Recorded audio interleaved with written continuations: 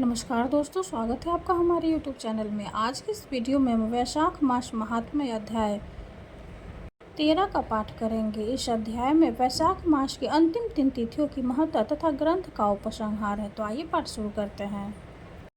श्रुत देव जी कहते हैं, राजेंद्र, वैशाख के शुक्ल पक्ष में जो अंतिम 3 त्रयोदशी से लेकर पूर्णिमा तक की तिथियां हैं, वे बड़ी पवित्र और शुभ कारक है। उनका नाम पुष्करणी है। वे सब पापों का क्षय करने वाली है। जो संपूर्ण वैशाख मास में स्नान करने में असमर्थ हो, वह यदि इन 3 तिथियों में भी स्नान करे तो वैशाख मास का पूरा फल पा लेता है।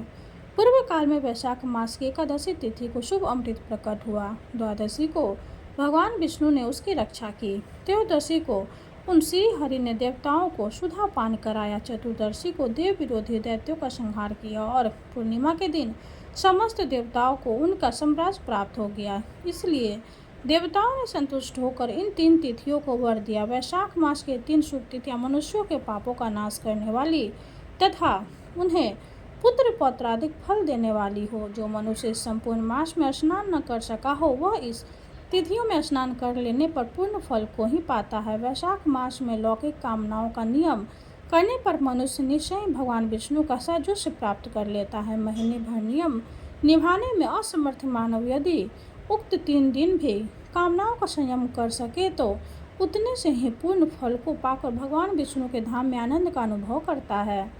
इस प्रकार वर देकर देवता अपने धाम को चले गए।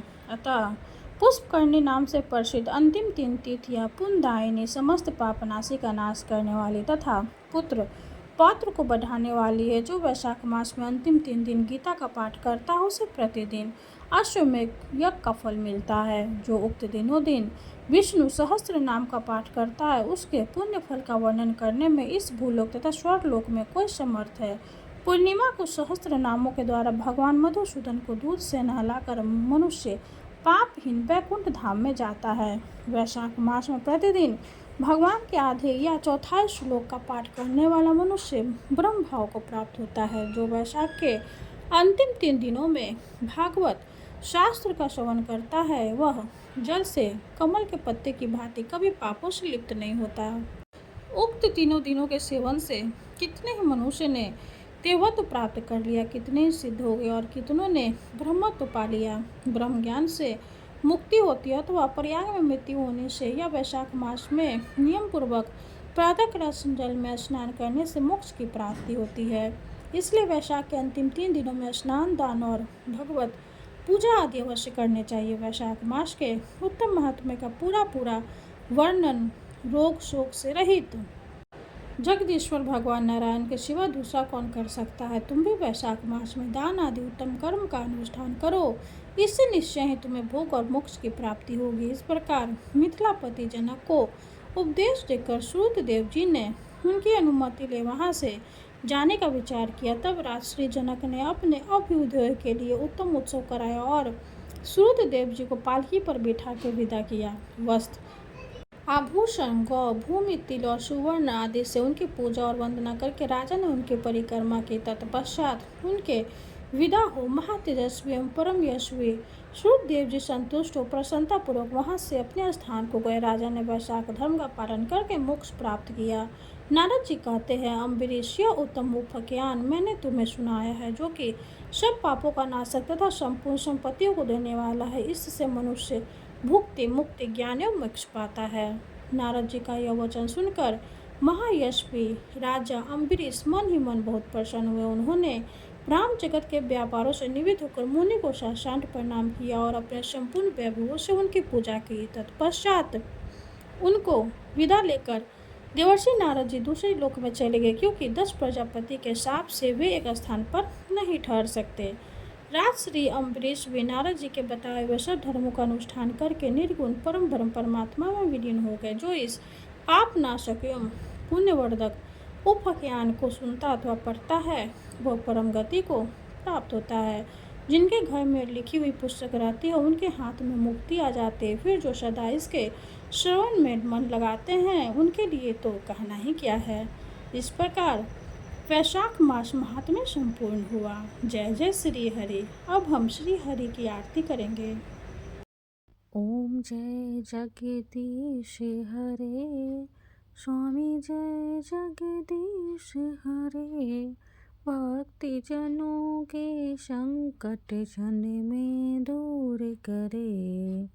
ओम जय जगदीश हरे।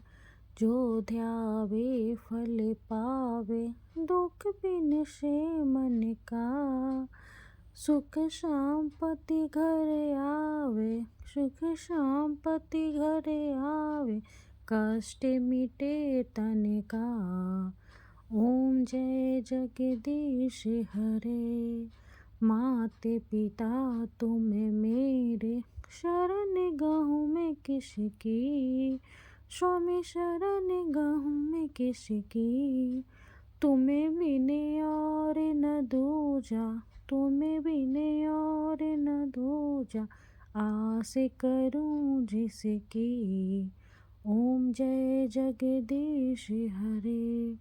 तुम पूरन परमात्मा, तुम अंतर्यामी। स्वामी तुम अंतर्यामी। पारे ब्रह्म परमेश्वर, पारे ब्रह्म परमेश्वर, तुम सबके स्वामी।